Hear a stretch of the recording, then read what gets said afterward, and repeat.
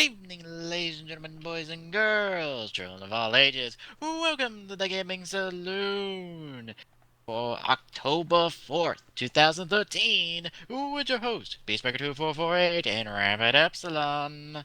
Minus Glock. Yep. Because Glock is never here when we do this for some reason. Maybe he doesn't like the intro. Possible. As I get the email saying that we're live, even though I know we're live. It's one of those I'm kind of here. I kind of know that. That's why I don't bother with those anymore.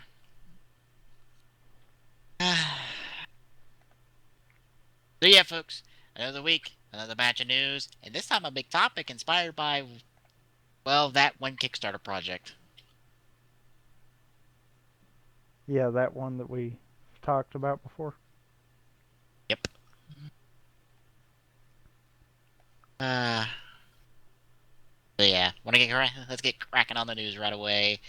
First up, Wow, you waste no time. Nope. I have a Garo movie on pause right now, and it's right at the end of the film. So yeah. Bit of a boo-boo on Microsoft's part, as Xbox One game DVR clips can only be shared on Xbox Live at launch, thus defeating the whole purpose of it. Yeah.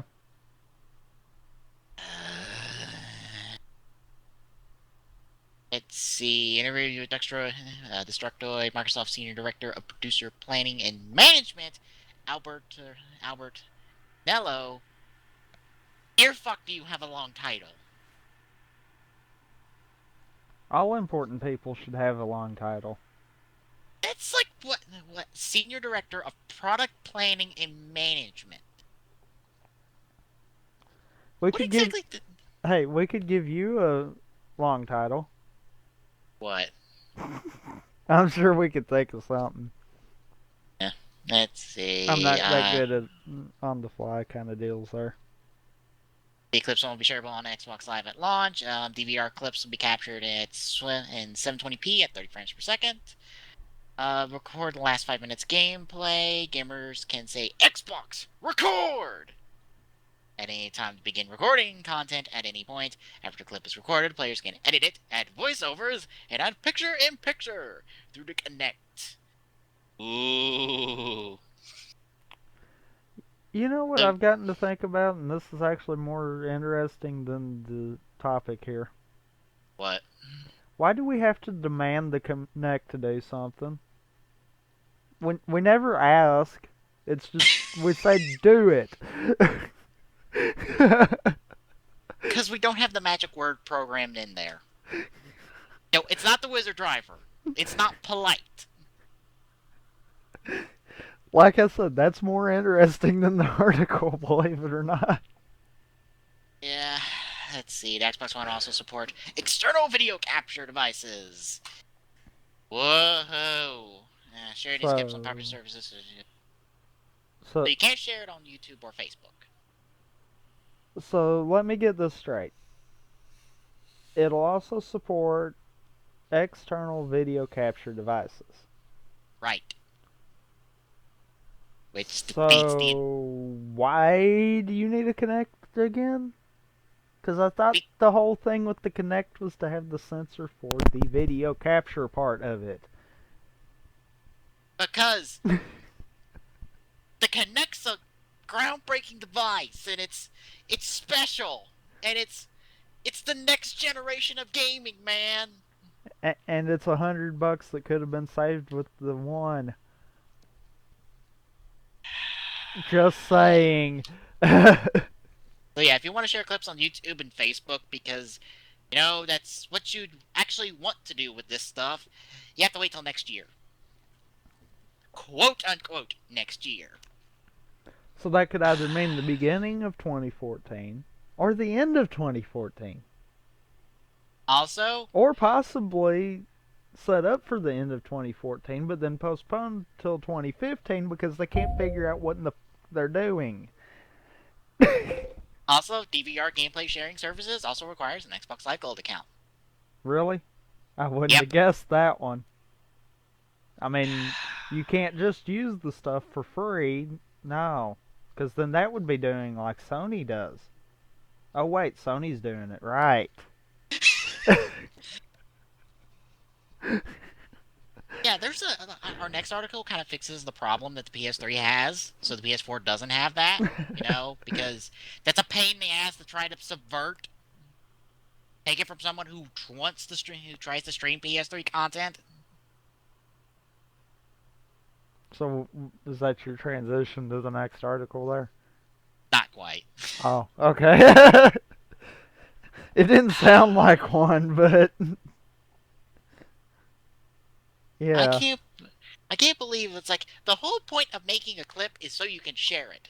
yeah. And not just on Xbox Live, because the world doesn't revolve around Xbox Live. It revolves around the sun, which revolves around a black hole at the center of our galaxy, which then revolve around something.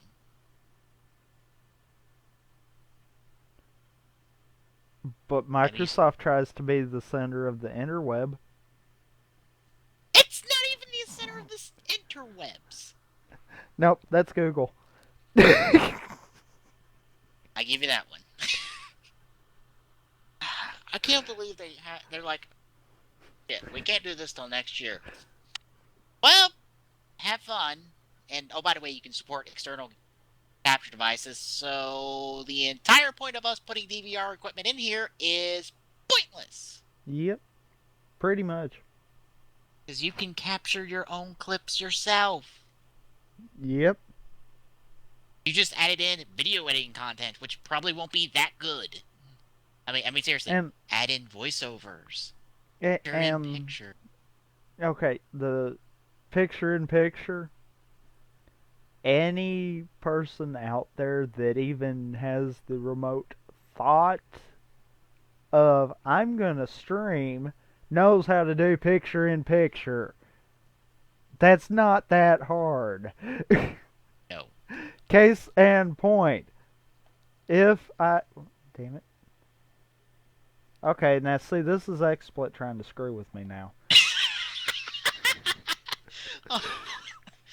Oh, come on. Don't do this. Really? It hates me right now. But anyhow, I could take our images and put it over the screen there where I could do like that right there and it would actually have our picture still sitting there. Picture in picture's not that hard. And voiceovers. Oh, it's not that hard. No. We're doing it right now. We do it every time we stream. And edit it? Oh no, editing. we Yourself a video so editing can't program. highlight stuff with Twitch. Yeah. Totally can't do that. Well, as long as Switch isn't broken. Well, yeah, true. Of course, We can usually do. the chat is what gets broke. Usually. Yeah. Not I was about to always. say. When I tried to highlight last show, highlighting was broken when I tried to do it the first time around. Oh, Lord. So I had to wait. How? No. No, I'm not even going to ask that. I don't want to know.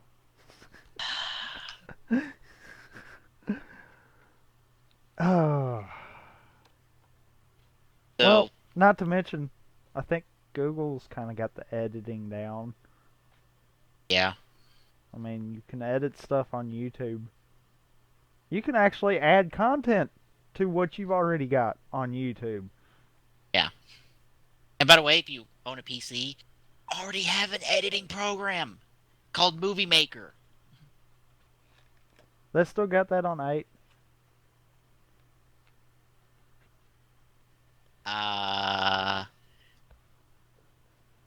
Doesn't look like it. That's beside the point. There's enough free ones that are better than Movie Maker anyhow, but yeah. Yeah. If you have a Mac, you're pretty much set from what I understand, because they're all about the movie making. Yeah. Macs are generally better for movies and images. Whereas Windows is better for everything else. And Linux currently is better for surfing. Yep. Literally, I've tried to edit the code on our site, and it's just like no, no. I've got to have my other stuff to do something on the site. Alright. Anything else to say on this one before we move on? Besides, Microsoft ought to buy into seeing what it would take to change their name to MoneySoft now. Alrighty then, moving forward. As I mentioned before, Sony has said, by the way, you want to record PlayStation 4 content with HDMI? Do it! We're taking off that HDCP bullshit. Yes, from Tokyo Game Show. They pretty much announced that PlayStation 4 users will be able to capture their gameplay through HDMI output in the future. Update you when ready. It's been suggested the feature will make it in time for PlayStation 4's launch in November. But hell, it's still going to be there in an update. Well, and it is something software wise. Yeah. So in theory, they could go back into the PS3 and throw out an update and wipe it from it too. I would be so happy. Because if you don't know how exactly to subvert HDMI, the HDCP and HDMI, you pretty much need a coaxial audio cable and an HDMI cable. Put that into a piece of hardware that will change it into AVI, and then take that AVI and plug it into your capture device. That's how you do it. That's like a $60 solution. Jeez. Possibly 40 off a video I saw, but yeah. All just to capture HDMI. Because of the Jeez. HDCP crap. That, honestly, if you tried to capture PlayStation 3 with HDMI right now, the best you will get is a blank screen. Because it's like, nope. Nope, ain't dealing with that.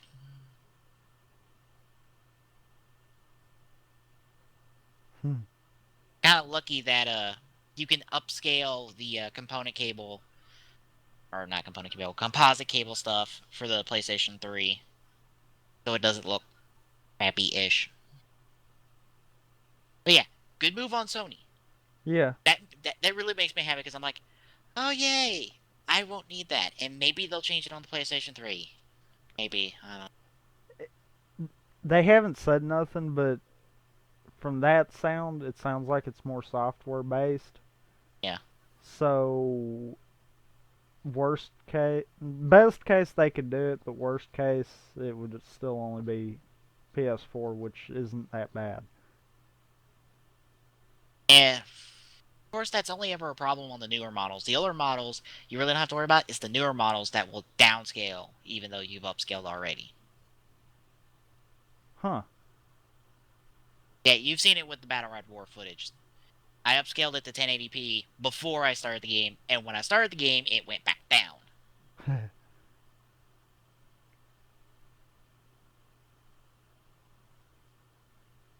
But anything else to say before we move on?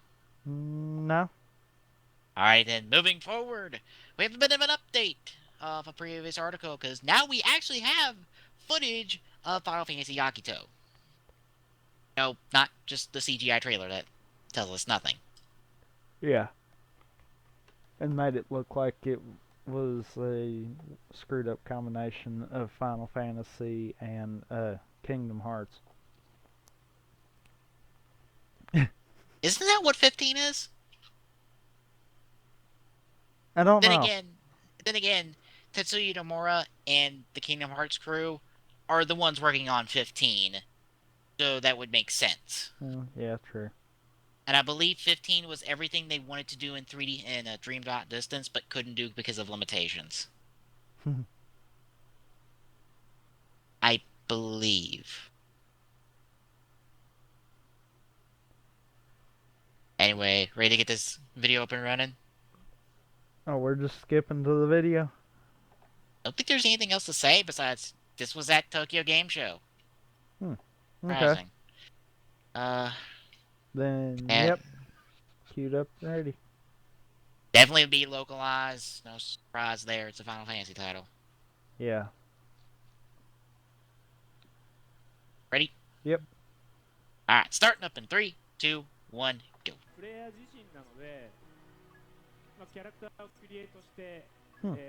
Character creation. Yep. We apologize. This trailer does not come with subtitles. Comes with ads, though. What in the hell music's going on? Because this doesn't fit. Who turned on the J-pop? Is that the video? That's the video! Yeah, that's the video. What? What? What? What? I don't understand.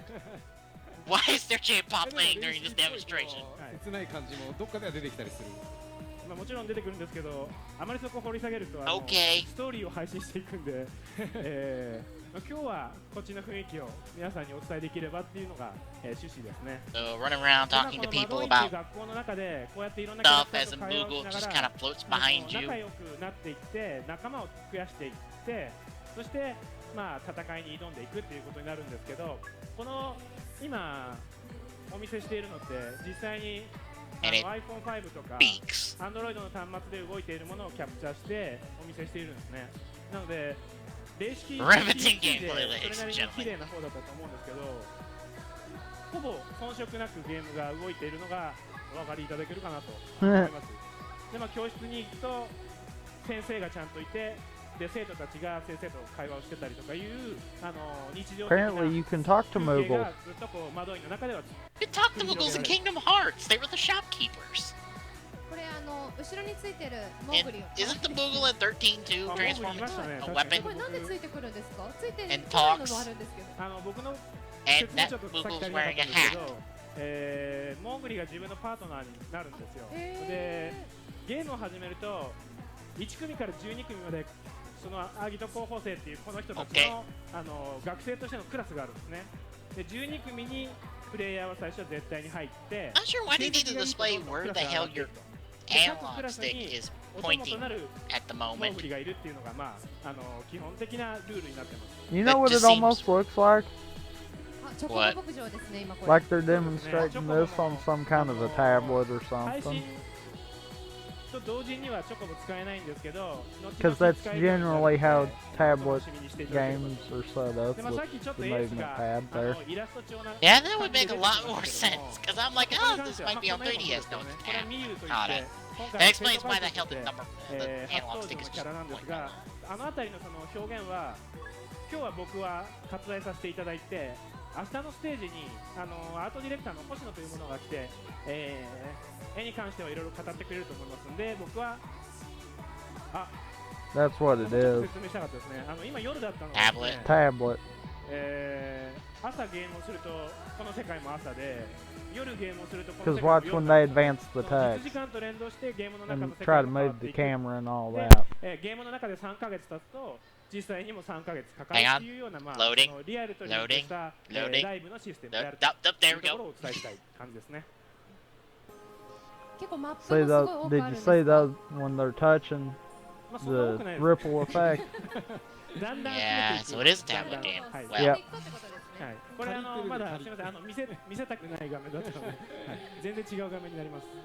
で今日は会場で PV 流れてるんですけどもその PV で、この戦闘シーンも PV の中に入ってるんですがこれはですね、その PV 用の素材を Or 取 at った時 least から it's gonna have a 画 tablet 面がアップ release. デートされていた It ので might not 一番 be a 最新 tablet の only. 状態で今日持ってきました。 Or でこの Mobile 最新の only, バ I トルを should 入れ actually 込んだこの TGS トレーラーっていうのを本日夜におそらくYouTube の方にアップしますので、そちらまだ皆さんも放送をご覧になっている方々もぜひ見ていただければと思います。でバトルは例式はアクションバトルだったんですけど、今作はコマンド I've always hated コマン them ド式で things. す。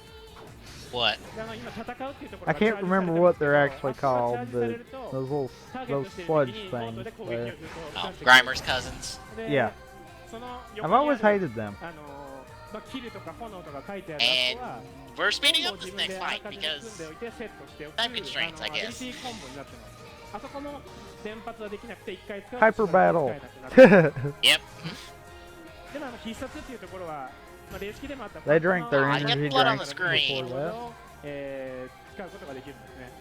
で唯一アクション要素として入れているの The が question, will he get oil on screen this time for そこを直 a 接タップすると critical hit? 敵を即死させることができるっていう例式でキルサイトっていうシステムがあったんですね。でそれは本作にもそのまま入れ込んでいます。 I still really don't understand why the hell there's a J-pop song 今 going や on って in み the るとです background. ね、 I don't know まあ、 either. 例式より面白いですね。はい。で結構今操作感も手軽なんですそうなんですね。今Yep. 結構早くなってるんですけど、どんどんダブルタップするとですね、高速にモードをこう切り替えることができて、まあ、やっぱり電車でちょっと遊ぼうとすると早く終わってほしいと思うので、せっかちにプレイしたくなるんですね。なので、 third 倍速にしたり person っていうモードが入ってると。はい。 have to use various で abilities ここからお見せ game. するのは討伐戦といって、まあ、平日仲 Oh 間 wow, を I thought that 集 was め an たり actual portrait. I didn't think that was a 機能 model. 強化したりして、ソロプ I レイを saw する them んですけ moving ど、 and I'm like, 週末になると wait, they プレイ just ヤ like ー全員 moving で that? Oh no, that's an 壮大な actual ボス model. に That's 全員 not で a 立ち向かうっていう portrait のがあ of るんですね。 that. で週末ずっとこういう強い敵と戦い続けて倒したら成績が出る。で次の週の月曜日にクラスが発表される。 And now we've turned on the epic で orchestral ここは music. 非同期なんですけども、 Yeah. もうかなりの人数で 'Cause they've Because we're got- fighting the giant demon dog thing. 作ってる最中です。 Looks like a behemoth. Kind of reminds me of Ganon from これスパーティー Twilight が3人なんで Princess. す。そうです。 Colors 表示されているのは3人ですけど、このボス戦の時にはもっと大人数で This got that 戦う all ことにな black りますね with the orange hair. で普段の任務 Kind of で like 戦う Ganon's 時には form 3 in 人 Twilight ということにな Princess り from ま what I す。 saw. はいまあこれ以上あんまり見せますとですね、ここから先新情報出せなくなっていきますので、今日はここまでにさせていただきたいと思います。はいちょっとなんだろう、はい皆さんももしかしたらはいはい。聞きたいなと思ってることあると思うんですけど、はい And 基本 that これは looks like フリー it, プレイ unless you want to はい hear them 無 talk 料で始 gibberish. めて、はいまあ何らかの課金とか入ってるんそうですねですけど、無料でダウン Yeah, ロ I ード think でき that's て基本 it. プレイは無料になってます。 So, What'd you think? for it to be a mobile game, not bad. Yeah. And I mean, nothing's really been said about, at least from what I remember anyhow, about what it was going to be released on. And there's nothing in the There's article nothing saying in otherwise. this one either. But that was definitely mobile gameplay. The announced link, it looks like in the headline. It says free to play RPG for mobile. So yeah, it is. Makes you wonder though, something mobile could transition into the handheld consoles very easily. Makes you kind of wonder if they might do that eventually. That's not out of the realm of possibility. Trying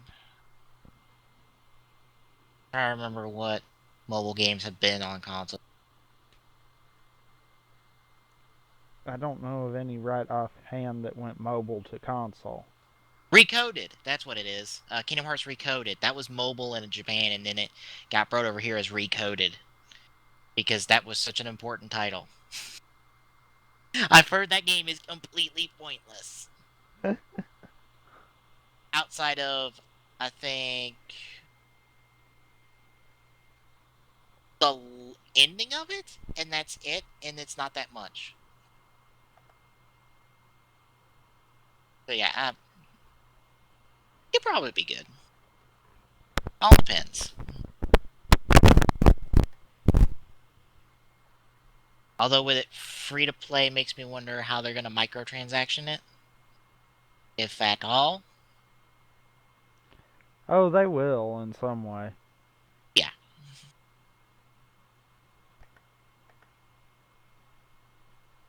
So, anything else to say before we move on? Besides, let me get the next ones up. Yes! Blurple, Nurple, Snickerdoodle, McFancy Pants, Doodle what the da? You really have nothing else to say, do you? Nope! Thought so. now I'm just talking gibberish. I I wouldn't know what gave me the first clue though. Anyhow, off to the next article, which is The Steam announcements that we mentioned last show, I believe. I don't remember. Believe we mentioned that they were making some type of we mentioned that Gabe Newell was making some announcement about Steam Box, and this is related to that because it's not quite Steam Box, but yeah. Yeah. So we got 3 announcements to cover. What I have linked is the first one. We can just hit the back arrow down bottom to hit the other 2. First up, SteamOS. I don't even. Essentially, this is their thought of ditching the Steam box to bring a Linux-based operating system that's focused solely on Steam. Am I the only one who thinks this sounds really weird? To me, it sounds like they don't want to break away from Steam, which is a good thing. True. But they want to be able to embrace that area that Sony and Microsoft have just about tied up. Yeah. This is basically Valve going, let's try to do what Microsoft did and do it inverse. Because if you think about it, Microsoft is the same ones that started the games for Windows stuff. And that has been recently canceled. Well, the buying and selling part has. Oh. The service is still up. You just can't buy any more games for it. Which probably means that within a year it'll be down all the way. But Yeah. as long as they send a patch out to where you don't have to fight with the games for Windows Live stuff anymore, then fine by me. Close it.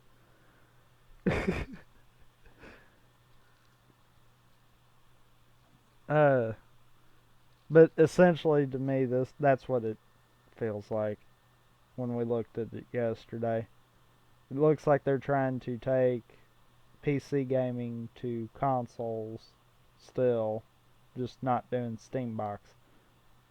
They're connecting it directly to your TV. Looks like. Well, they're more using it as an operating system for people that have a computer hooked to their TV. They can just put that operating system on, and in theory, dual boot.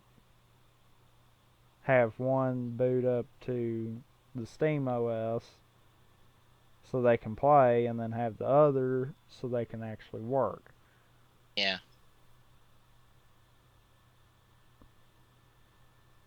Still standing out. Of course, I'm just. I think that pretty much sums up the first one. I don't quite grasp the reasoning behind that. But, yeah. Well, the next up is not Steam Box, but Steam Machine. They are coming out with a piece of tech. Entertainment is not a one-size-fits-all world. We want you to be able to choose the hardware that makes sense for you. I don't think the back button took me to the same place it took you. Yeah, scroll down. You hit the back button, scroll down, there should be 3. One. Ah. That's why. Yeah.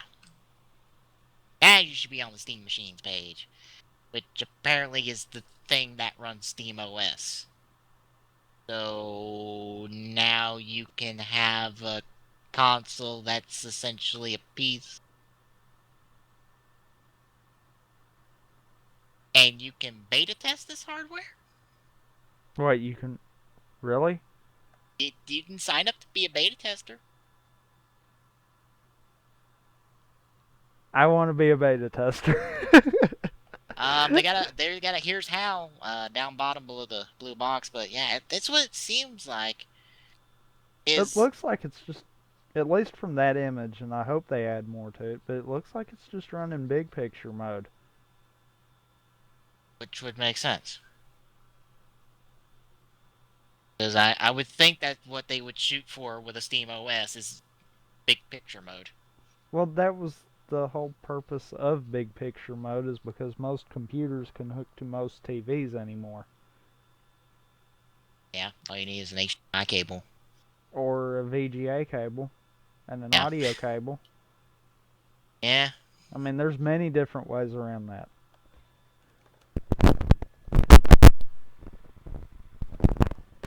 Looks like it's beginning in 2014. There will be multiple Steam OS machines to choose from, made by different manufacturers. Really? Wait, what? So they're not gonna... Huh. I think that picture up top is accurate. See all those boxes down there? Yeah. It's Gonna be different developers. So you can pick a specific design of a Steam box you want? Okay, this is just getting really weird. Well, you know, in all honesty, it does not sound too outrageous that there would be different manufacturers for the Steam boxes, and I'm still gonna call it that. Yeah. Steam Machines just sounds way too cheesy. Yeah. But it would stand to reason because, there again, Steam OS is built off of Linux. Linux is a free OS. So, really, anyone could touch it.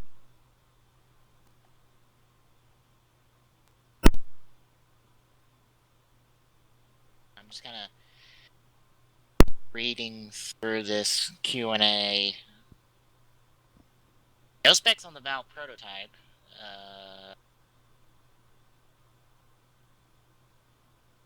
Tell you more soon in reference to how a picture of it, how big the thing is. Prototypes will ship this year. Beta tester. There's no DMCA on beta testers. Ooh.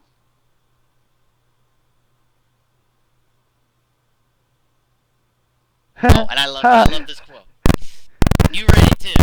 I bet I did. Which one? Your mic's going. Okay, it stopped. I bet I did. Which one? Will beta testers be allowed to share info about their experience and post pictures and opinions online? Oh, no. That wasn't the one I was looking at. A little farther down. Okay, I'll read it. Yes, that really is the whole point. The input from testers should come in many forms: bug reports, forum posts, concept art, 3D pictures, 3D prints, haikus, and also very publicly stated opinions. So basically, they want the word out. They don't care how. Yeah. Credit to anyone who puts their opinion of the Steam box in the form of a haiku. Credit to you, good sir. Never makes a Shakespearean-like play out of it. Starting to think about that for the TTS site just for the hell of it now. Let's see. Okay. What was the one you were reading? The one that I started laughing about. Can I hack this box, run another OS, change the hardware, install my own software, use it to build a robot? Sure. Okay, is that a shirt to all of it or a shirt to a specific one? Apparently to all of it. Oh dear. Like I said, I give credit to anyone who wants to try one of these crazy ideas just to prove a point. I will actually be glad when they release the OS because I would be willing to try it. Well, you can download it. Yeah, whenever they're into it. The nearly 3,000 games on Steam, hundreds already running natively on the Steam OS, with more to come. The rest will work seamlessly via in-home streaming, so whatever's in your Steam library will work. Pretty much. Pretty much. From what I understood with that whole in-home streaming thing was basically you could have it on your computer and start it on that computer and then go to your, I'm still going to call it Steam box. Yeah. Go to the Steam box and be able to stream it to there. So in theory it's running on two machines at once. Speaking of the third one, while you can use keyboard and mouse with this, you can also use the gamepad, which they've made a specific one for, and it just looks weird.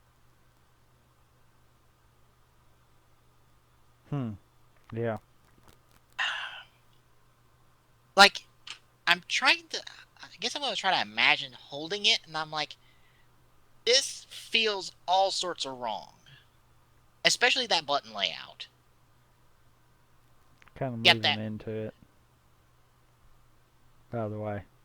What? I'm kind of moving into, what the fuck? You see it?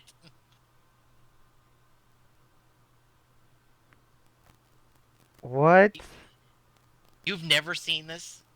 in the hell is that? I don't know. Okay, those two circles, they're supposed to be analog sticks, kind of. Yeah, I got that part of it. I'm going really haywire now. Damn it. Stupid Mike. Anyhow, yeah, I kind of got that point of it. But yeah, that YBXA, what? What the fuck? I believe it's got triggers too. Yeah, it's got Yeah, triggers it's on the got back. triggers. I can see that And from that front view even. something else on the back? I am not entirely Dual sure. track pads, which are that. So they're not even really joysticks, they're track pads. That will be fantastic. No. Not really. No, it won't. Trackpads are terrible for gaming. Terrible. As someone who uses a laptop, I have a mouse for gaming. Triggers Because- and bumpers, by the way. Oh, yeah. Well, got the basics down. And a touch screen, I guess. Yeah, because we need a touch screen on a controller. So it'll break easier. Yeah. At least Sony was smart enough to make it a pad. Not a screen.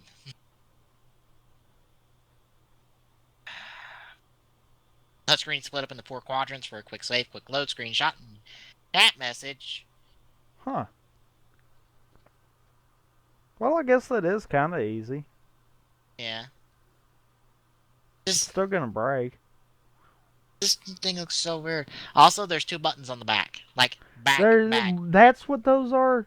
Yes, those are buttons. That's Those are toggle, zoom, and buttons? crouch. I thought that Yeah. was just like cushion grips or something like that. Those are buttons? Yeah. What the do you- living crap? I looked down at the Portal 2 bindings just to see, and it's like, what the... Yeah, the toggle zoom and the crouch, they're pointing to behind there. If you scroll up to that front side and back side view, you can see it highlighted. Yeah, I saw it, but I didn't think that was buttons. I thought that was some kind of a cushion or something. No, that's a button, son. How many buttons does this freaking thing have? It's trying to outdo Sony with their PS4 controller that has everything that we've ever invented so far in gaming in it. Oh God, seriously. Everything? The only thing that's not in there is voice activation. True. I'm sure they'll work that Do in they somehow. still have that stupid analog button that was on the PS1s? And I think the PS2s, where you could toggle the sticks to work? Not on the PS3, so no. Well, then they ain't got everything. Yeah. I just... What? Because that was a stupid piece of their work. I mean, piece of their work.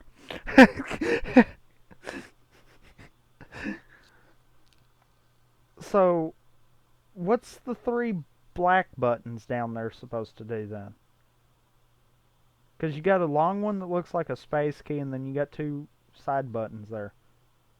According to the Portal 2, nothing. But they're buttons. I know. Or either that or that looks extremely stupid. One of the two. I'm hoping they're buttons. The beta controller will not have a touchscreen. And won't be Aw. wireless. Instead, they'll Aww. have 4 buttons and it will require a USB cable. Which, if you look, it's got a USB port on the top of it. Yeah. They got a picture of the beta controller down bottom. Aww. No touchscreen. I want touchscreen. Oh, you can break it? Well, I'll try to. You'd be one of those people who are going to take this controller and drop it off the top of your house just to see how many pieces it will shatter into.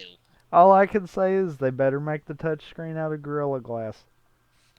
I've got that on my phone, and I've done dropped it. Well, not dropped it, slid it across concrete once. Well, dropped and slid it, but yeah. Yeah, you How get did the you picture. I went to pull it out of my phone, and it goes, whoop. Battery in the back of it end up in one spot. The rest of the phone end up about 2 foot away from it. That's how my phone, blows apart when I drop it. And I rarely drop it. It's just, back cover goes flying off, and the battery goes somewhere, and then it's just fine. Nope, actually, no, the battery doesn't come out. It just pops the back cover off. My battery stays in place. Mine apparently just hit it perfect, and it just goes, whoop. But yeah, I would be one of those to see, not by purpose, but more by accident. Yeah. uh, This controller just looks so odd. It's like, what in Wait. Wait. Okay. The FAQ down there. Uh-huh. Can I use a controller if I don't have a Steam machine? Yes, it will work very well with any version of Steam. Wait, any version? So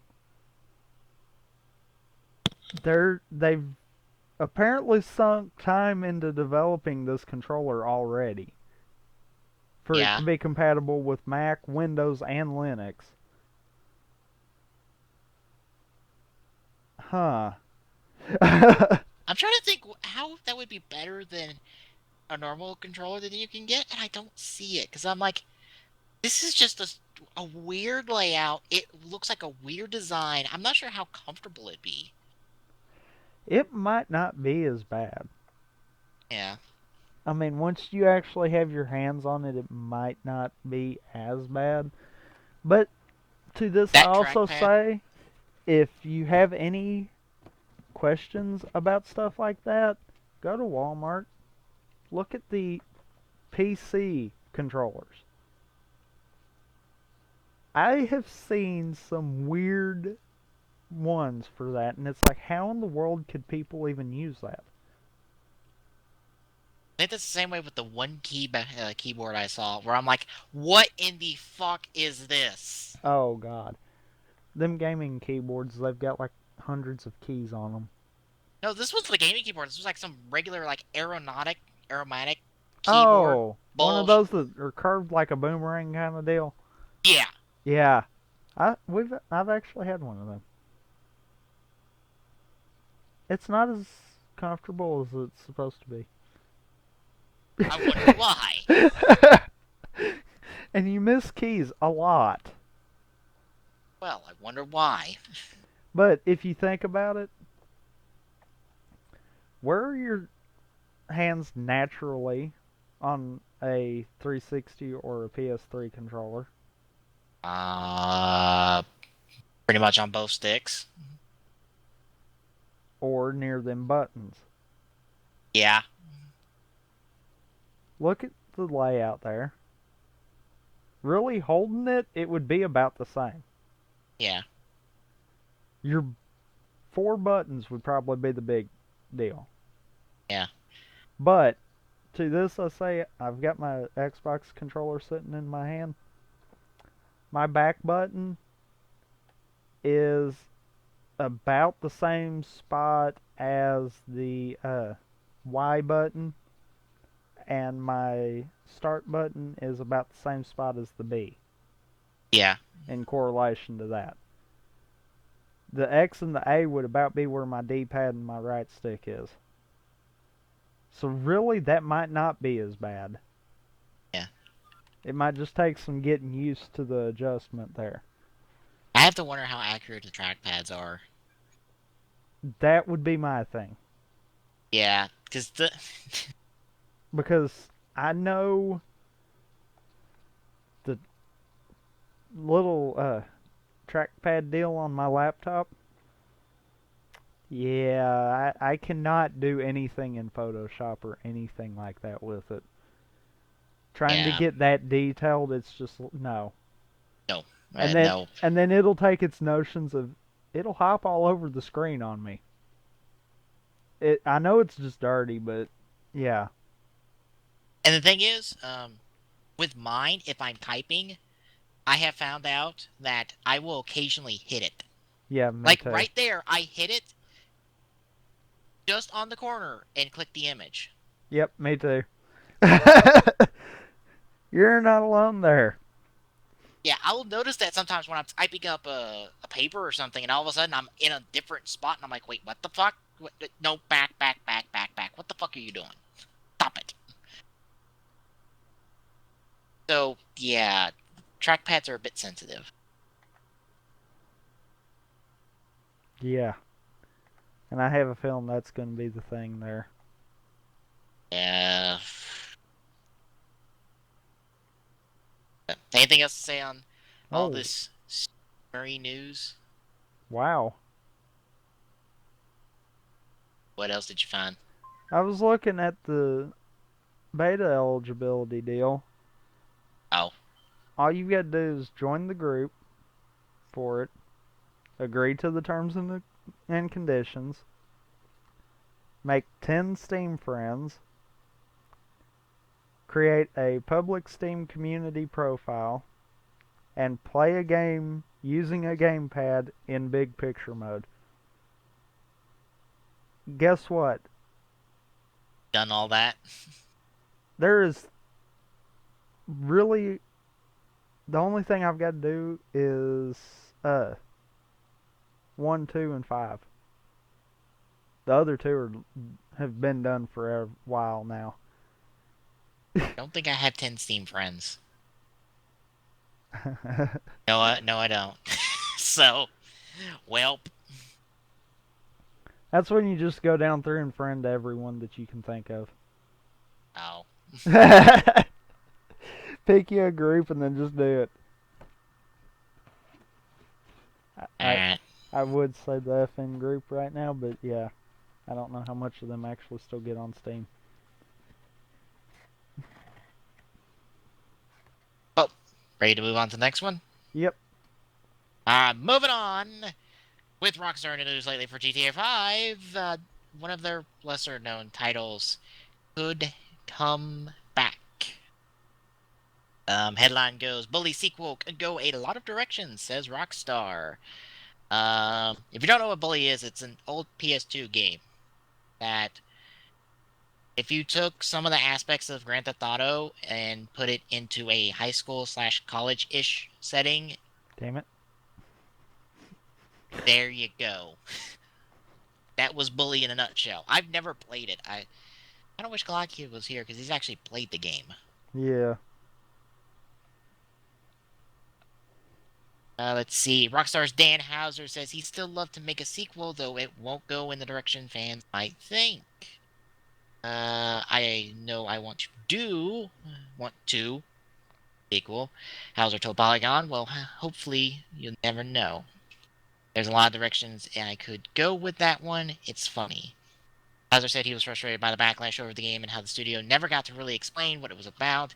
He thinks they were too busy defending against accusations of encouraging bullies. The show that is actually a story about being this tough kid that wasn't sucked into that kind of world and was friends with some of the weaker kids, but by no means a saint. On that note, he doesn't think a sequel protagonist Jimmy Hopkins growing into a model protagonist. Never saw him as being that level of degenerate. He said, I saw him as a bad team because he came from a tough home who could go either direction. He's not going to be a carjacker. He's too white collar for that already.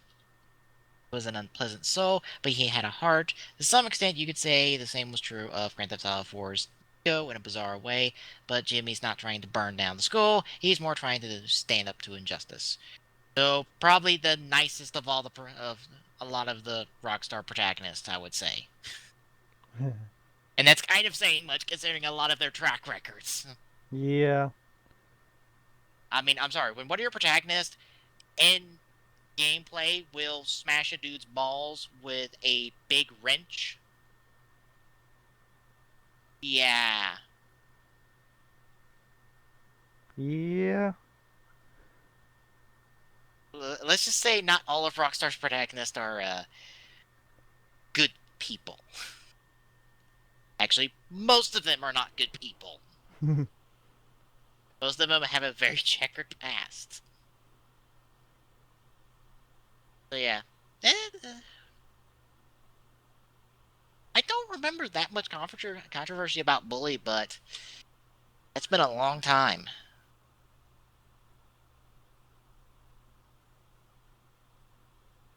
You remember anything about that game? Not really. Trying to see when it was out, because that was I know it 2000? got re-released in '08. Yeah, 2006.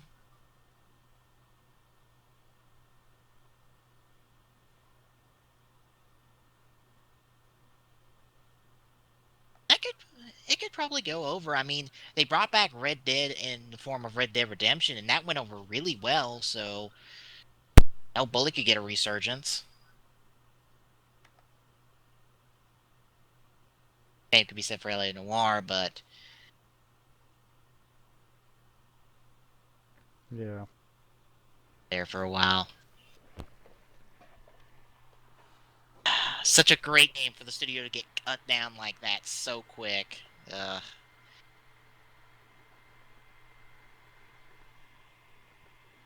at least be curious about it.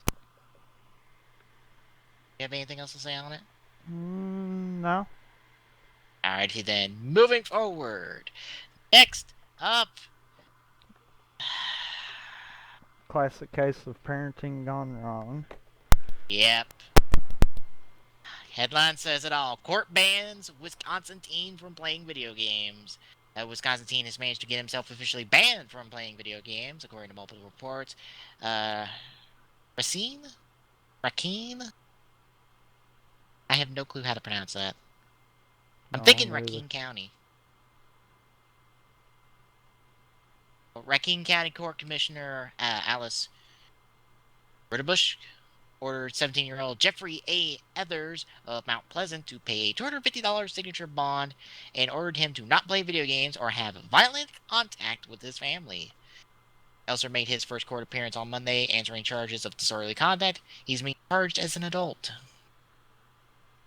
Charges stem from an incident on Sunday when he told him to stop playing his PS3 and put him in a timeout. Oh, okay, wait, stop. I'm gonna stop there. Yeah. Your kid in timeout, and he's 17. Yeah. Let that sink in. Yeah. Now we're gonna move on. Because he became violent when he played them. When he wouldn't listen, she unplugged the game system and he became agitated, slamming his door multiple times, throwing things in his room, hurling obscenities at her, and pushing her, according to the police. As his mom literally called police and he was arrested, she tells the police that her son is addicted to video games and she has asked him multiple times to stop playing because he's violent. If convicted of the misdemeanor charge, Ellen could face up to 90 days in jail. The team back in court on October 24th. His legal appointed counsel entered a not guilty plea. Oh dear. You know what this reminds me of? What? On A&E, there's this program called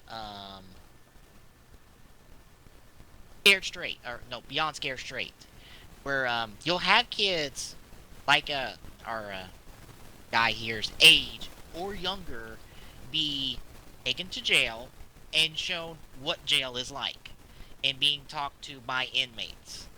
And pretty much it's just like the title. They try to scare you beyond straight and get you right. Because apparently nothing else works. And for the most part, from what I've seen, all of them have been charged with something. Like, I think they had one kid on there that took cocaine to school. Cocaine. So, yeah. I don't know. This seems to be pushing it.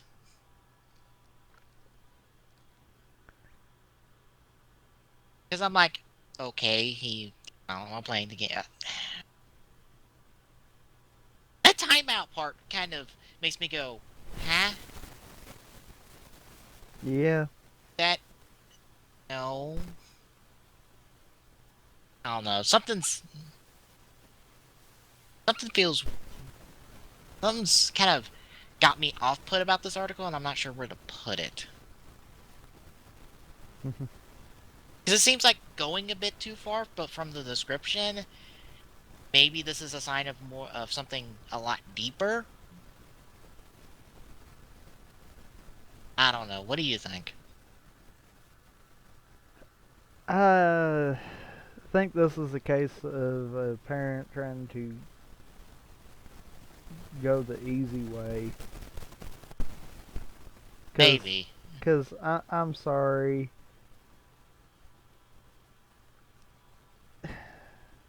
If she couldn't handle it on her own, then that's a problem there too. Yeah. I'm not saying he's in the right, No. but I'm saying she wasn't either. Yeah.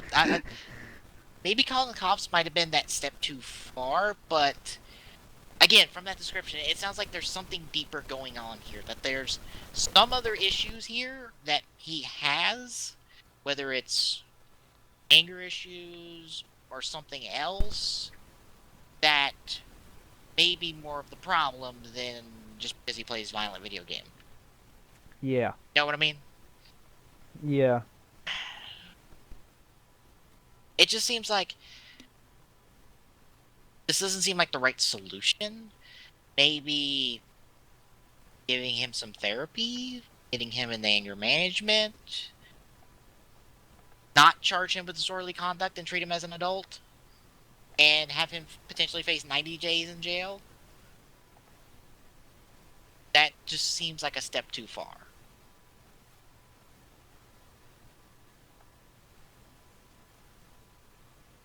Anything else to say on that one?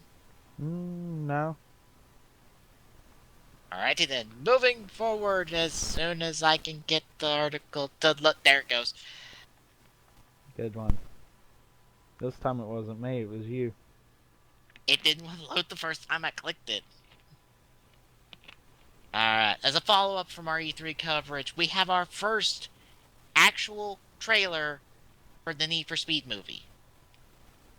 I say first actual trailer because what they showed off at E3 was a whole lot of behind-the-scenes stuff, and not a whole lot of the actual movie. But now, we got a trailer for the movie. And I love that first sentence of the article. You already know that the upcoming Need for Speed movie will feature cars. Well, of course. Well, but we'll also have drama. Look, they also italicize it to put more emphasis on it. It's like, it's got drama. Ooh. First trailer of the film takes a surprisingly serious tone. Not too difficult to imagine this as some weird car-related side story from Jesse Pinkman. I believe that's a Breaking Bad reference. Yes, that's a Breaking Bad reference. I get that, and I've never seen the show. Probably because they had Breaking Bad Mythbusters episode. They had his actor on there. Of course, the tone is immediately negated when the title card pops up, and it is called Need for Speed after all. Well, you got it queued up and ready? Yep. Alright, looking at the Need for Speed trailer in 3, 2, 1, go! By the way, the following preview has been approved for appropriate audience. Yep.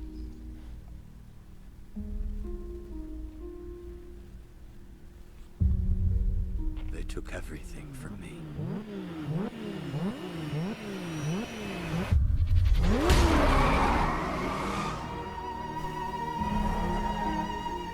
I do not fear, for you are with me. All those who defied me shall be ashamed and disgraced. Those who wage war against me shall perish. I will find strength, find guidance, and I will triumph.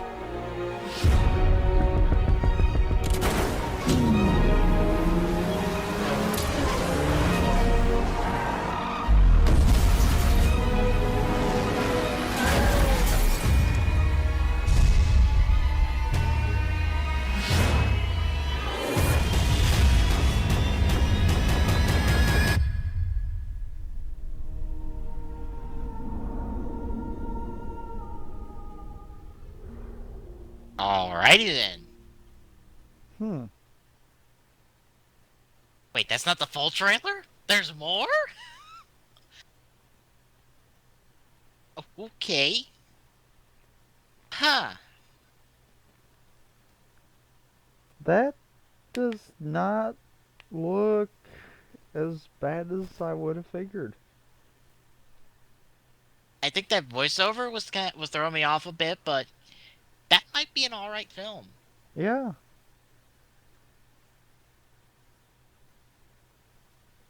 Wow. I am surprised. Could this be the one movie that actually breaks the whole movie and game never works deal? Maybe, but then again, how much of a plot has Need for Speed ever had? True. I It's always been drive fast and turn.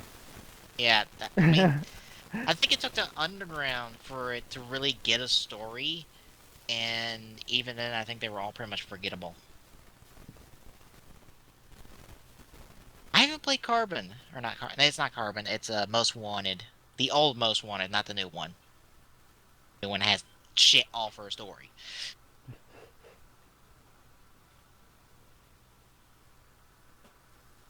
I'm surprised, although that voiceover was a bit campy.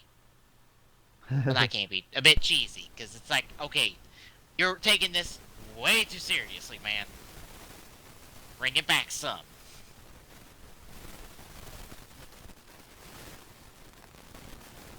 Definitely something I'd keep an eye on. Yep, March 2014, and yeah. Hey, maybe a contender for that Fast and Furious franchise. So Fast and Furious is pretty much Need for Speed. The Yeah. movie. Alright. Ready to move on from there? Yep. Alright, moving on. Not only do we have a new trailer for Destiny, we have beta news. They be beta. Oh, We hitting the trailer first or the beta news? beta news first. Alright. Let's see. Activision and Bungie announced Destiny beta early 2014. Pre-order now at participating retailers for invitation-only access to beta. Shared world shooter game launches next spring. Let's see. The beta will begin early 2014 on Xbox One, Xbox One, Xbox 360, PlayStation 3, PlayStation 4. Destiny beta redemption codes are only available while supplies last. To see a list of participating global retailers, fans can visit destinythegame.com/where to buy. Upon pre-ordering the game at a participating retailers, fans can visit bungie.net/beta and follow the instructions on the page to secure their spot in the beta. The required 9-digit entry code will be printed on their receipt on the flyer distributed at the time of the purchase or sent via email through their respective rewards program. Fans that pre-order before October 1st and qualify for this offer are automatically entered in the beta and will receive their entry code from their retailer via email. All questions or concerns related to the beta code should be brought to the retailer. So, pre-order and you're in for the beta. To a point. Yeah. Most of what I saw was online. Yeah. Let me pull that list up actually. Let's see here. It don't really matter, they're all the same, but Amazon, Best Buy, GameStop, and Walmart.com. Yeah, Target's the only one that doesn't have beta, which is odd. So pretty much, either if you're pre-ordering online, get it from one of them four. If you want to go and get and physically get it, GameStop and Best Buy are the only two places you're going to be able to do that. And that's actually more for depending on where you're located. Yeah. That went to the United Kingdom. Amazon, GameStop, Sainsbury's, Smith's, Tesco, and Blockbuster. Wait, what? They're in business in the UK? Apparently. Well then. And from the looks of it, it is a 3-step process to verify for beta for Destiny on Bungie's website, which apparently they have a redesign again. Never do. You know what? So, I just realized what?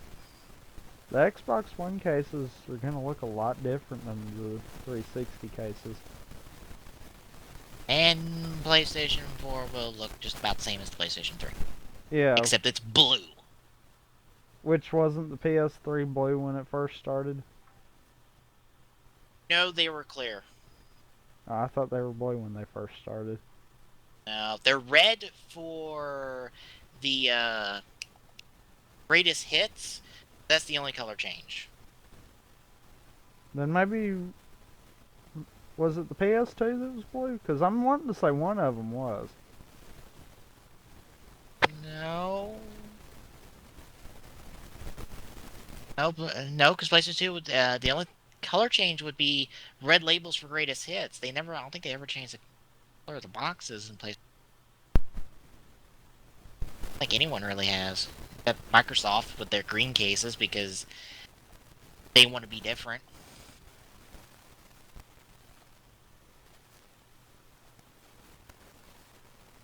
Yeah, I don't think so.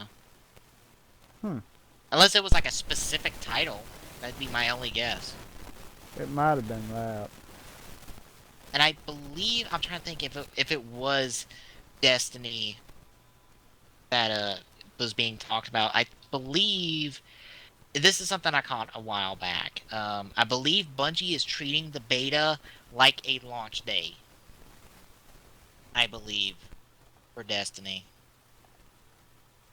Yeah, it was Yeah, Bungie is treating the Destiny beta like it's legit. Like, they have launched the title.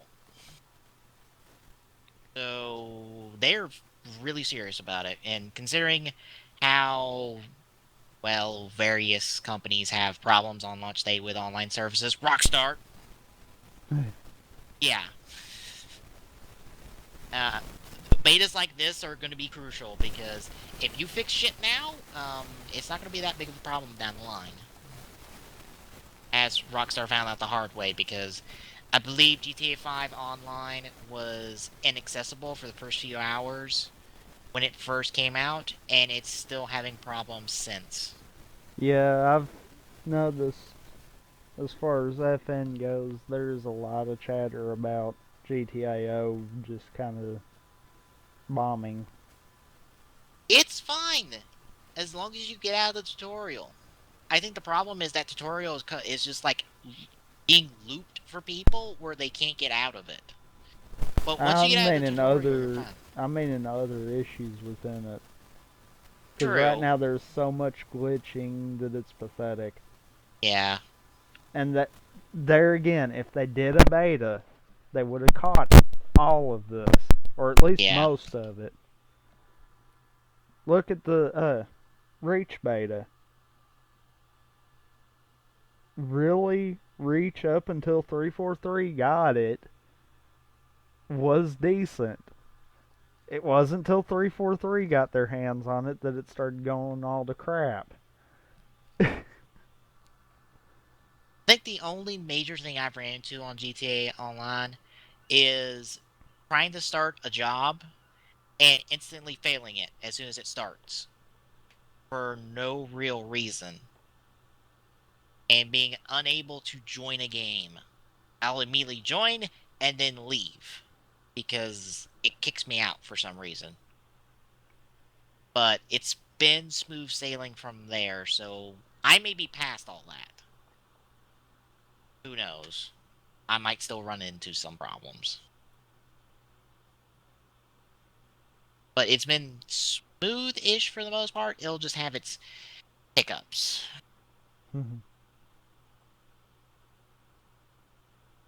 But with all that said, you can watch the Destiny gameplay trailer for the moon! Yes, the epic moon. Yep. Ready when you are. Alright. Looking at the moon gameplay in 3, 2, 1, go. And how appropriate is it that we have an astronaut on the side for Major Nelson? Here we stand. The last city on Earth. That is pretty funny right there. We once looked to the stars and saw hope. But they saw us. For centuries, they have waited, growing stronger, buried deep within the core of our moon.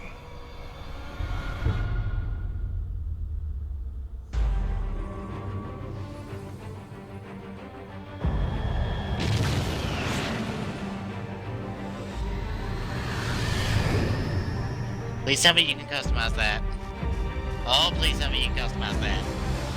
Or at least fly it once.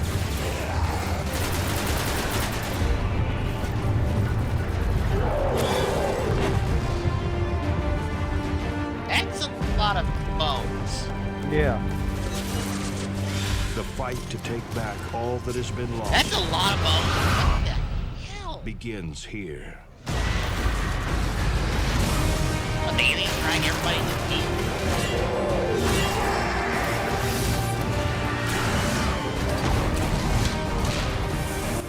And if we can fulfill our destiny, we will become legend.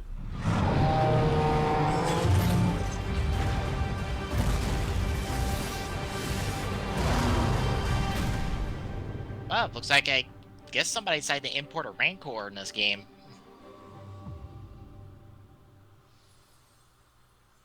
Product not yet rated. I'm sorry, I have to make the reference. It's a little too obvious. I mean, just if you just look at it, it's clearly inspired by the Rancor from Star Wars.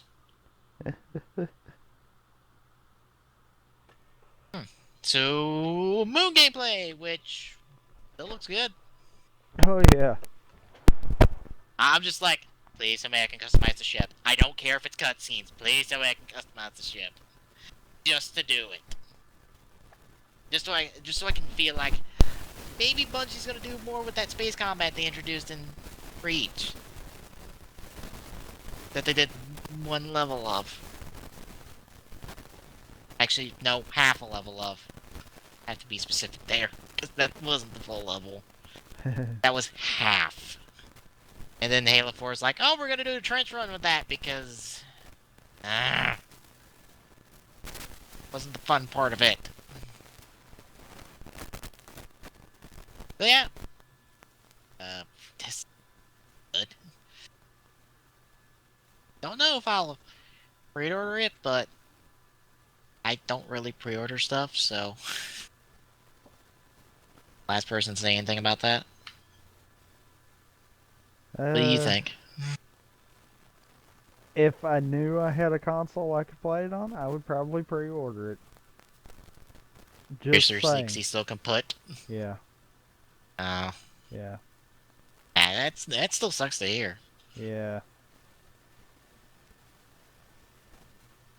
But I know I watched this and it's like, oh.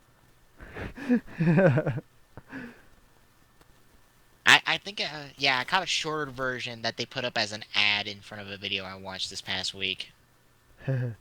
Because YouTube does that. They'll put trailers as ads because...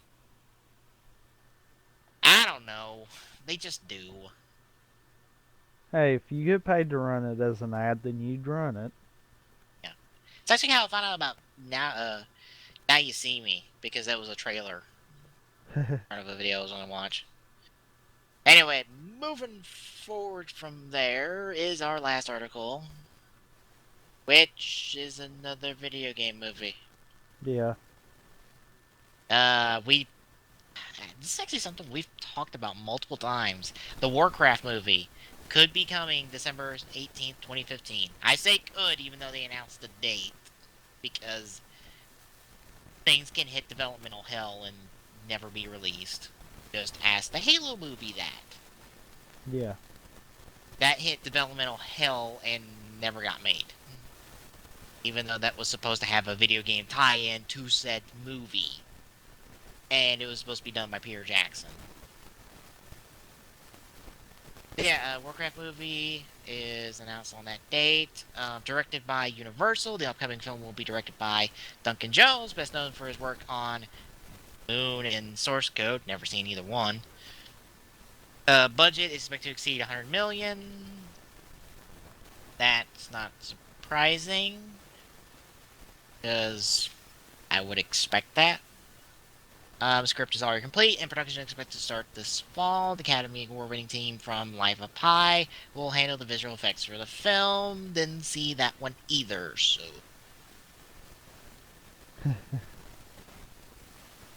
does a whole lot for me to look into this film. It's like, well, see, didn't see either one of those movies. $100 million budget doesn't say much, because you can have a huge budget and still flop like hell, as Waterworld, and their stupidly huge budget that fell flat. And I never saw Life of Pi outside of the trailers of dude stranded in boat with tiger.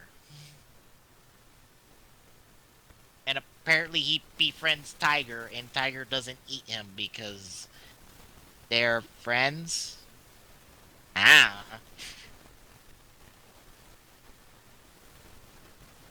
You have any thoughts on this? Not really. Well, that pretty much covered the articles this week. We're gonna take a quick break here. So, Oh, we actually are taking a break this week? yeah, because we have a big topic. Okay.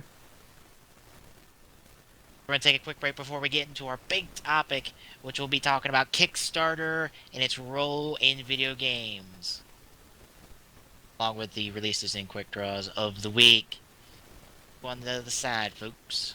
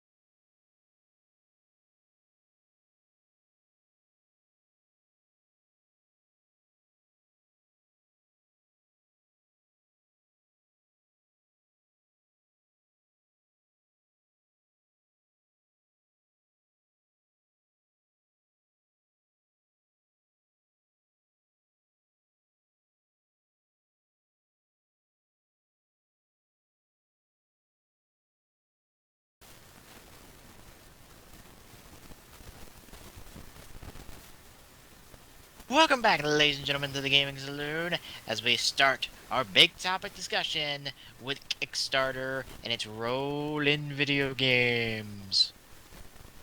And I closed the articles page for some reason. Bravo, good sir. I was trying to click the new tab button, not the X button. Yeah, if I plan for that too well. So yeah, I guess to start with would be why we're talking about this.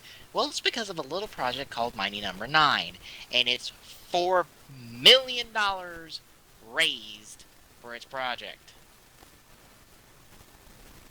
Because I'm sure people are going to be talking about this for a while. Or at least until this game comes out. So for a while. Yeah. I think they set the timetable of 18 months? Maybe? I did not watch their final hour stream, where they were probably talking about their timetable for when the game's going to possibly come out, but I'd say 18 months. We got a year and a half or so until we actually see the game. Maybe. Yeah. All I know is it's right now it's not running on the Unreal Engine. They got test footage out right now. The new Unreal Engine or the... I have no clue. All I know is it's Unreal Engine. You got a link to the test footage? I will have to find it in their updates. Was the update before the one? No. There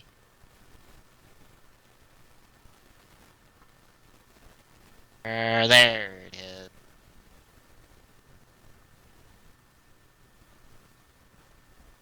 There you go. That should be it. But yeah. Now, granted, Mighty Number 9 getting $4 million might not seem surprising to some and surprising to others. If you ask me, it's the anomaly among Kickstarter projects because, well, 3 reasons. One, it has Kenji Inafune and a lot of other original Mega Man staff being on the game, which gives it credibility. 2, it comes at a time when there's not really any official Mega Man titles coming at all. And Ever. the most you'll ever hear about Mega Man is a game being canceled instead of a game being announced. And 3, just about every major gaming website has done an article talking about this title, which gives it huge amounts of exposure. Now, granted, most Kickstarter projects may get one of those 3, but not all 3. Some degree. You know, you said you weren't sure. Truthfully, that looks more like the new Unreal Engine. I have no clue what to do. The new one looks a lot more fancy. Remember when we touched on it? Oh yeah! Oh yeah, now I'm starting to remember. Yeah. But I think this might tell people it's like, oh, I can get a game up and running through Kickstarter, and I'm like, no, you probably won't, because when I see Kickstarter, I see the possibility of getting a game funded, but I also see a huge amount of risk to it. Because unless you hit that goal that you've set for yourself, you don't get a dime, or a penny, or $1 of that. Get nothing. So where does it go? It goes back to those people. Oh. Yeah. Huh. As far as I know, it goes back to them. Like, if they don't reach their goal, it goes back to the backers.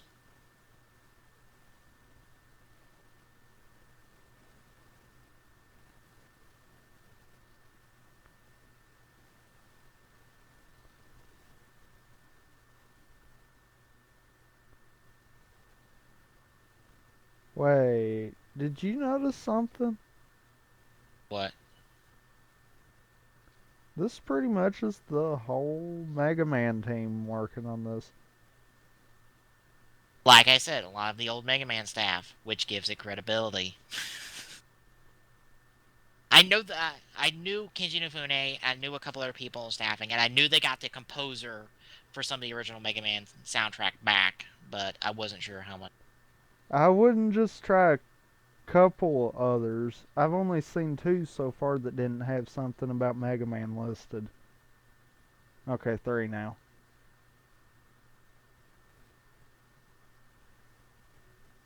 I mean,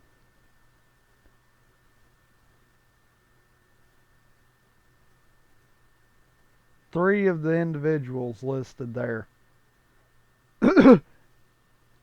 So, yeah. Jeez.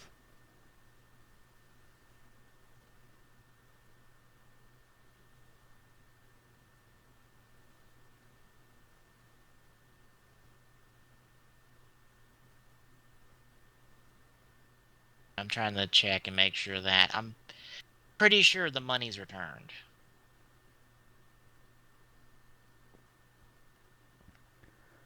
I mean, I can see this being 2 different options here. I mean, if you've got a good idea, you've got a community backing you, you just like the funds doing it, yes, I could see this going somewhere. Because really, if you sit down and look at Mighty Number 9, it looks like a Mega Man game. It's from the same people that worked on Mega Man. So it's going to have some characteristics of it.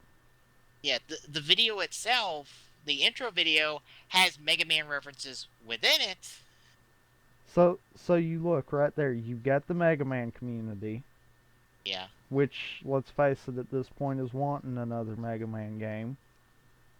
They don't care who comes out with it. Right. You've got people that have an idea, just lack the funding of it. Yeah. And those same people have the knowledge to do it. So, of course, Kickstarter's going to work for them. Yeah. They've got the necessities. They know how to do it. They know what they need to do it, and they've got a community backing them. Yeah. Mighty Number 9 was a perfect storm of a Kickstarter project because of, like I said, the 3 things I mentioned. Another project that kind of got a little bit of exposure from Mighty Number 9, but not really, Shantae, from an actual development company, one that's done more than, well, the one game they just kickstarted. Pull up their credentials. They have it on there. Wait Forward, they're doing a Kickstarter project for Shantae Half Genie Hero. And they did Blood Rain Betrayal, the recent DuckTales title, Aliens Insurrection, or Infestation, not Insurrection. Lit, Shantae, a lot of licensed titles: Adventure Time, Batman Brave and Bold, Regular Show, Adventure Time, SpongeBob, Thor, Smurfs 2, Double Dragon Neon. Yeah, and you know how much over their goal they were? How much? They had a goal of 400,000. They only got to 776,084. Jeez. They were not funded until they got some exposure from Mighty Number 9, and then they got funded. They were under their goal, and by the time Mighty Number 9 did a little bit of exposure for them, I believe that's when they hit their goal. Yeah. But that's what I'm looking at there too. Now that people know more about Kickstarter, there's going to be a lot more of them coming through that's going to actually get somewhere. Yeah. That's going to be a definite. But still, if you've got a good idea, you know how to do it, but you don't have a community following you, you're not going to reach a goal. No. It don't matter what you set it as. I mean, that's just all there is to it. Yeah, we recently talked about. If you don't have the following, it don't matter.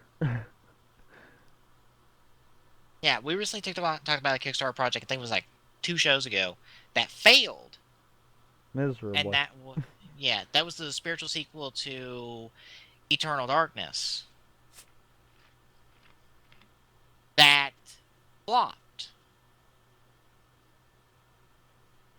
But there again, it apparently didn't have the community to back it. Yeah.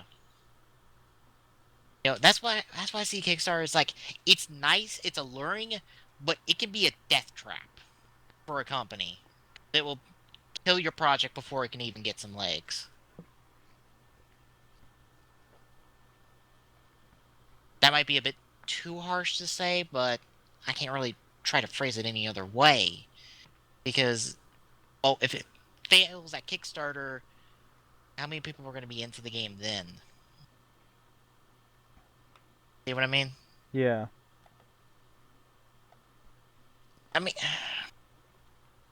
I think Kickstarter might be better off as a supplemental way to get funding instead of your primary way to get funding.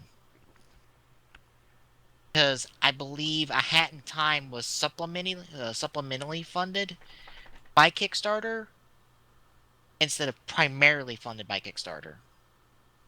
I believe. I'm not entirely sure. I know they had a Kickstarter project at one point that succeeded, but I don't think it was their primary source of funding. Again, I might entirely be wrong.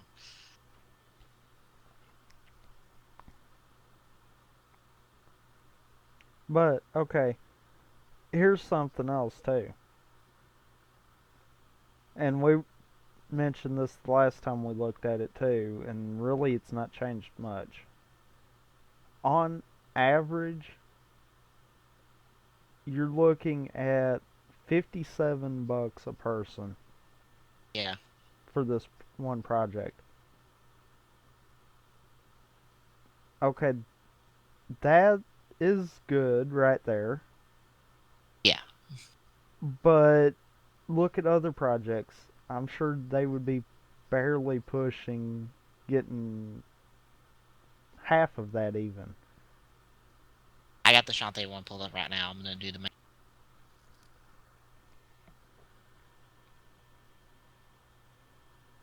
$42 per person. So see, I have a feeling that average right there is what makes and breaks it. Yeah. And not to mention, I'm just going off of what was done through Kickstarter, not what was done through PayPal. Yeah. Shantae also had PayPal option. I don't think they have that. Yeah, they don't have numbers for that, so I can't even add that in. Whereas Mighty Number 9's got those numbers there, so you can add those in. Yeah, but it don't tell you how many backers through PayPal. Yeah, which... So that could misconstrue your figure too. You see what I'm saying? Yeah, I see.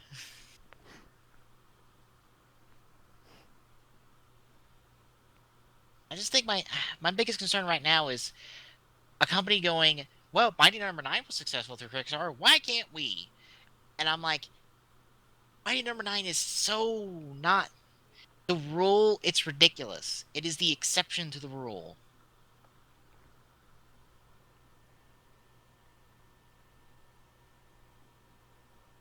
This thing, it was literally funded in 5 days out of a 27-day campaign. 5. It was funded. From that point onward, everything else was just added. It was just icing on the cake. And that was all stretch goals. Yeah. They had to keep coming up with stretch goals for this.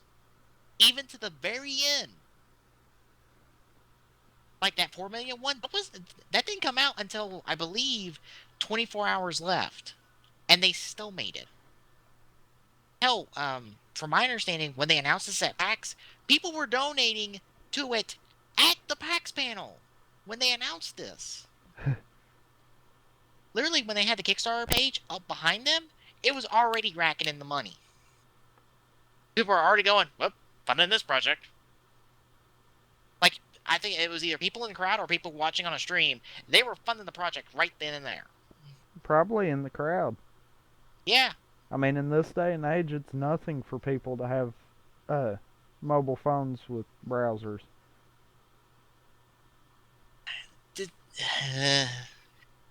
I guess that's my major concern is looking at Mighty Number 9 and trying to shoot for that without realizing that the circumstances behind Mighty Number 9 are the reason why it's $4 million funded.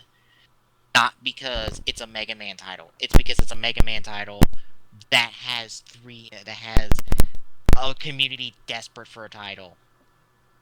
Again, Right. too harsh for me to say, but kinda is. A company that has credibility for not just gaming, but Mega Man titles in general. And look at how much exposure it's gotten. Mm-hmm.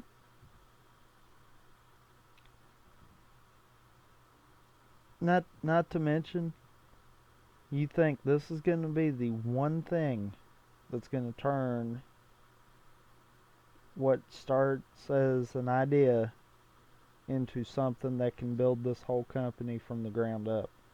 Yep. Because you look, everyone's already paid almost $60 a person just to get this funded. Take into account when it gets released, and those 67,000 are spending 60 more to buy the game. Yeah.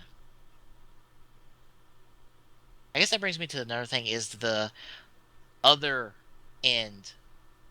You know, what happens when the game's released. And this is going to be squarely on Mighty Number 9. What do you think's going to happen if this game doesn't turn out to be good? And I'm not saying great, I'm not saying perfect, I mean good. Like, decent to good. Like, if this game turns out bad, how bad do you think the backlash is going to be? I really don't think it's going to happen, But it could very likely be a very bad backlash as far as all Kickstarter projects go. Because that's going to be the one thing that's going to just completely drive a nail through Kickstarter. Yeah. And that kind of brings me to another worry is, you know, these people are essentially pre-ordering the game. Except they're pre-ordering more than just a standard rate. Some people are throwing $1,000 at this. Yeah. Don't believe me? I scroll down here to the last reward. Let's see. 4 people have backed $10,000 or more on Mighty Number 9. 2 have backed right under 10,000 or more. 3 have backed $5,000 or more. 14 have backed $2,500 or more. And 16 have backed 1,000. Yeah.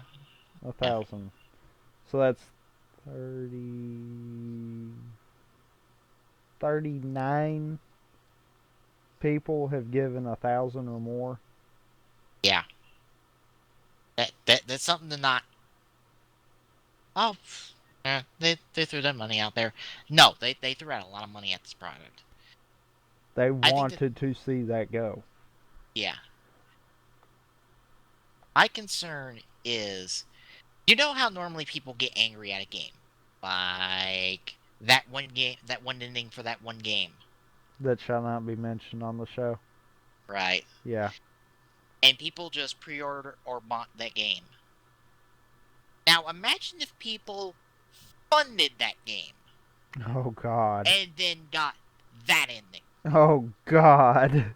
The thing I'm getting at is, when you help fund the project, you make the project personal. And as anyone who's been on the internet for a while knows, when you make something personal, it gets ugly Yeah. quick. That's my concern, is when people are funding this project, they're taking it personally. They're like, we want this game to exceed. We believe in this game. We believe in it more than just, hey, here's a pre-order. No. Hey, here's the money to help make the game to begin with. If the game does not turn out well, people are going to take that personally because they put their money in there. They back the project. It doesn't turn out well, they're really not going to be happy. Which, I mean, I don't, like I said, I don't see Mighty Number 9 being something that's not going to turn out good. Right. Because even from the Unreal Engine development test they had there, it looks like it's going to turn out good. Yeah. And you look, that is very rough right there. None of that is finalized. Yeah, I believe that's what their first actual running footage of the game. Yeah. And it even says, yeah, it even says right here, very early, very rough. I mean, I'm not surprised that if that's just literally their first running game or first running build of it. It probably is, with some basic stuff that they're wanting to see in a lot of the levels. I mean, when something even like that looks good, give them the time to do something and it's going to be great. Yeah. I'm just using Mighty Number 9 as an example. Yeah, I know. Like I was saying, though, I don't see this one doing bad. Yeah. But who's to say the next one that does like this does good? Yeah. Who's to say that 2 or 3 down the line do good? Yeah. If this one does bad, then yeah, that's just going to be the end of it. Yeah. But if this one does good, and then you've got another one that might do okay, and then you got one that just does bad, that's not going to be as bad. Yeah. Especially if those other two are not crowdfunded. Which is what Kickstarter is, it's crowdfunding. No, I mean in Kickstarter projects. Oh, well. Oh, yeah, that... I mean, if you've got a couple of them that are decent, and then you've got one that's bad, well, that happens. Yeah. A lot of people are going to look away from that a little bit more. But if you get a big one, and then it's like, whoa, that turned out horrible, then yeah, that's going to end bad. Now, one thing I want to quickly touch on is something that's actually specific to Mighty Number 9, and that is this idea that at any point, Capcom could come down on these guys and kill this project. They could cease and desist this project. And this is something Keiji Inafune's gone on record in saying he worries about this on a day-to-day basis. Because it's possible. But here's my thing. But really, when you sit back and look at it, is it? Yeah. I mean, he's not calling it Mega Man. It's got similar characteristics, but that's to be expected when you've got the team that did it. Yeah. I mean, that's like, okay. Case in point. Bungie's doing Destiny. Yeah. It has a Halo feel to it. But it's not Halo. Yeah. 343 isn't going to step in and be like, no, you can't do this. It's completely different concept. This, they're not trying to go in and say this is Mega Man. They're treating this as its own game. Yeah. So to a point, I think that's a fine line if Capcom does try to step in and be like, no, don't do it. And also, I think if Capcom was going to do something, they would have done it by now. Yeah. Honestly, Capcom would have known of this 2 weeks ago. 2 weeks ago. Try a month ago. Oh, yeah. I mean, they would have known about it by now. They would Yeah. have looked at the option of a possible cease and desist, and since none has come out, they can't possibly. I don't think they're going to wait 16 months down the line when this game is nearly at release and be like, nope, cease and desist. No, you don't get to release this game. No, Well- they would have stopped this shenanigans right then, right now, but they're not. Well, and like I said, when you've got the same devs that worked on Mega Man working on this, you're Yeah. gonna see a lot of similarities. That's gonna happen. And it could be possible that Capcom are going to look at this and go, you know what? Let them do that, and then we're going to one-up them possibly with a brand new Mega Man title. They could look And- at it that way, Yeah. or if they see Mighty Number 9 is doing something, then Then that we get a proper might Mega Man title. right with one of two ways. Either one, Capcom stay behind it, or two, Capcom decide to give him his baby back and he winds up doing it. Yeah. Now all of a sudden we have Mighty Mega Man and something or another. That was a terrible That thing was for a me to try to bad, combine. yeah. I reached hard for that one, and that one failed. Yeah, but all of a sudden, then we'll have a crossover game with Mega Man and Beck, who will both be in a game somehow. I don't know how. Well, it wouldn't be too far of a stretch to say they're in the same universe. True. Yeah, and honestly, they could probably go the route of Mega Man X, where they had X and Zero both being protagonists, and later X games had two separate campaigns, one for X, one for Zero. They could literally go, okay, you have your Beck campaign, and then you have your Mega Man campaign, and they kind of branch off from there to fight their own bosses and whatnot. Yeah. Wouldn't be impossible.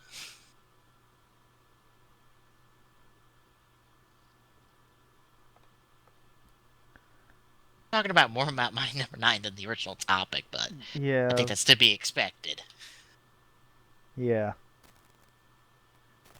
We keep trailing off. Well, I mean, honestly, I think with Kickstarter we've said all we said, right? Pretty much. Just,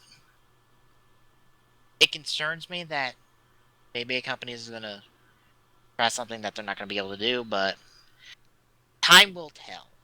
I think this isn't gonna be the be-all, end-all fun to game, but it's not gonna be it's never gonna not be an option.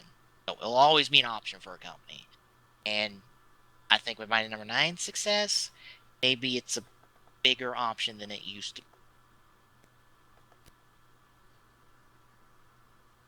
Anything else to say? No, not really. Alrighty then, we shall move on to the releases of the couple of weeks before we come back on the 18th. You'll have to give me a second. And I will pick up from the very last one on the page. Good one.